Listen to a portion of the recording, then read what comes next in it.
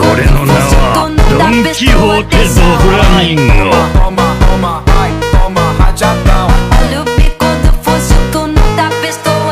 Ils disent donc que certains combats ne s'affrontent pas, ils s'effondrent. Bienvenue dans la destruction silencieuse de l'ordre. L'épisode 16 débute sur une attaque sauvage au siège de la Jar. Gaku, en mode rouleau compresseur, massacre les assassins adverses. En quelques secondes, 3 étages sont balayés. Chaque assassiné tombe comme un pion, brut, mécanique, sans émotion. Un véritable massacre chronométré.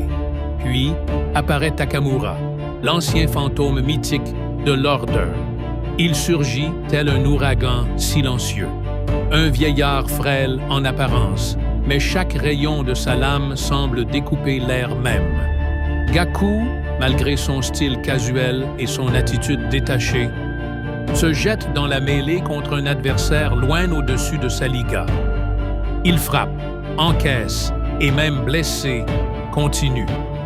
Son audace égale son imprudence. Ce duel n'est pas seulement physique. C'est un affrontement entre chaos brutal et discipline surnaturelle. Et sur le même champ de bataille, une légende du crime affronte le chaos incarné. Sakamoto vs Slur. Ce n'est pas juste un combat, c'est un règlement de compte entre deux mondes. Quand Sakamoto se tient face à Slur, c'est plus qu'un simple duel.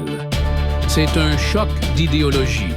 D'un côté, un ancien assassin devenu père, prêt à tout pour protéger sa nouvelle vie. De l'autre, Slur, le fantôme du passé, l'anarchie incarnée, celui qui veut renverser l'ordre établi. Les coups fusent, précis, brutaux, mais ce n'est pas la force qui impressionne, c'est la maîtrise. Sakamoto n'est plus l'homme qu'il était, mais il reste un monstre silencieux. Slur pensait affronter un homme affaibli. Il a réveillé une légende. Au fur et à mesure, on sent Gaku perdre pied. Takamura, calme comme une tempête, tranche tout sur son passage, sans efforts apparents. Le gap est palpable. Mais ce qui impressionne, c'est que Gaku tient encore debout. Il est blessé, mais il continue à provoquer. Il refuse de tomber. Malgré sa défaite percée cruellement par Nagumo, Gaku a marqué les esprits par sa résistance face à un adversaire considéré intouchable. Un personnage largement au-dessus de la plupart. Ce combat marque un tournant narratif. Takamura confirme sa place au sommet, une légende vivante qui découpe à travers des cadets, les pieds ancrés dans l'inconcevable. Gaku, quant à lui, révèle sa folie stratégique, combatif, farouche, terriblement prometteur, même face à l'impossible. En fin de compte, même si Gaku perd ce duel, il sort indéniablement gagnant dans la perception du spectateur. Un adversaire capable de se mesurer à une tempête.